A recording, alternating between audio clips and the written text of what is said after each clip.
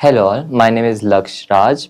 I study in DPS Navi Mumbai, 10th grade CBSE, and I got 98.2% in my boards examination. And for this great achievement, Universal Tutorials test series has helped me a lot in this.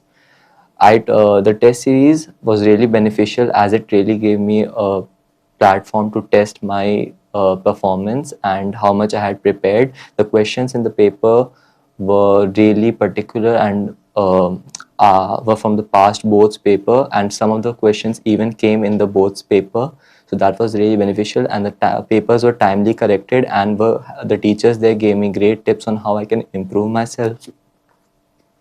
My advice to juniors would be that don't fear that much about your boards examination. It sounds like a big thing, but it's really not that tough. You can be calm and just be yourself and take it as a normal exam, and you'll score extremely well. All the best, and thank you.